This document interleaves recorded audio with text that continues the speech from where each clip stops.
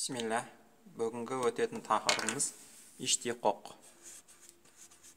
Иштиқоқ деген тақырыпты өтеміз.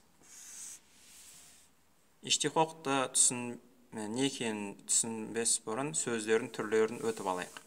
Араб тілінде сөздер бөлінеді. Біріншіден араб тілінде сөздер жамит болады. Жамит сөздер. Жамит деген сөз өзі екі түрлі болады. Біреусі зат, ал біреусі мағына деп бөлінеді. Зат дегеніміз көзбен көріп, құлақпен естуге болатын сөздер. Мысалы, роджулун, хаджарун деген сияқты. Роджулун, хаджарун деген сияқты. Ал мағына дегеніміз тек қана біздің санамыздағы сөздер. Мысалы, айлмун, дорбун деген сияқты. Сыртқы өмірде жоқ, мағына сөздер не? Сыртқы өмірде жоқ, тек қана біздің мағына басымызда ғана бар, ойымызда ғана бар. Әлем, дорбун, ұру деген нәрсе тек қана біздің санамыздағы ұғым ол. Тек қана ұғым. Ал зат деген бұл ұғымдар емес, сыртқы өмірде өмір сүретін нәрселер. Хаджар, роджулун деген. Енді осы мағына сөздерді басқаша не деп айтады? Мастар деп айтады. Оны мастар деп те айтады. Мастар деп айтады. Енді осы мағына сөздерден бізден естиді басқа сөздер жасалынады екен. Мысалы, илмін деген сөзден қандай сөздер жасауға болады? Алим деген сөз жасауға болады. Немесе маълум деген сөз жасауға болады. Немесе и'лам деген сияқты істеуге болады, сөздер жасауға болады. Яғни илм деген сөзден басқа сөздер аламыз. Білім деген сөзден алим, білгір адам, маълум, белгілі бір зат, и'лам, біліп қой деген сияқты. Дорбуннан да сондай сөздерді аламыз. Мысалы, ядрибу деп аламыз. Ұрып жатыр,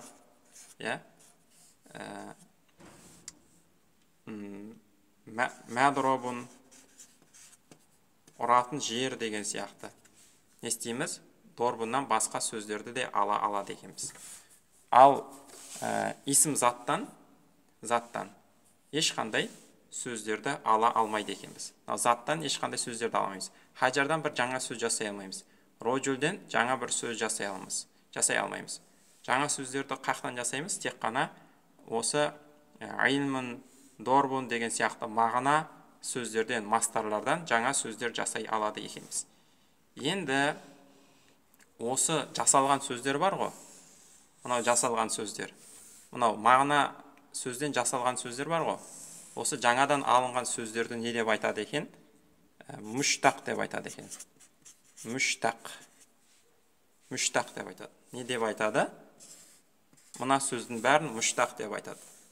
Мынау алынған, жамит сөздерден, мағына сөздерден алынған сөздерді мүштақ сөздер деп айтады. Ал осы бір сөзден екінші сөзді алуды, бір сөзден екінші сөзді алуды не деп айтады? Оны иштиқоқ деп айтады екен.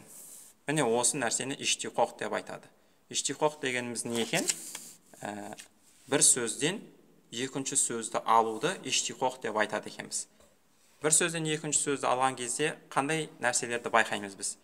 Ол бір сөзбен екінші сөзді алғанда алынған сөздердің мағыналары мына алдыңғы сөзге ұқсайды екен, мағынасы.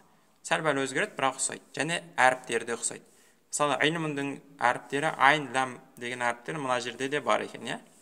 Дорбун деген кезде мынаның әріптері мына жерде де бар екен. Әріптері ұқсайды, және мағыналары да ұқсайды.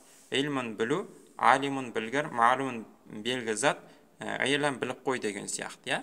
Дорбун ұру, ядрибу ұрады, мадробун ұратын жер. Яғни алынған заттардың мағыналары ұқсайды екен, және әріптері ұқсайды екен. Сонымен иштиқоқ дегеніміз не екен? Бір сөзден мағыналары және әріптері ұқсас болған сөздердің біреусінен екіншісін алуды иштиқоқ деп айтады екенбіз. Сонымен араб тілінде сөздер жамит болады екен, негізінде қатықпаған деген сөз. Жамиттер өзі екіге бөлінеді екен, зат және мағына деп.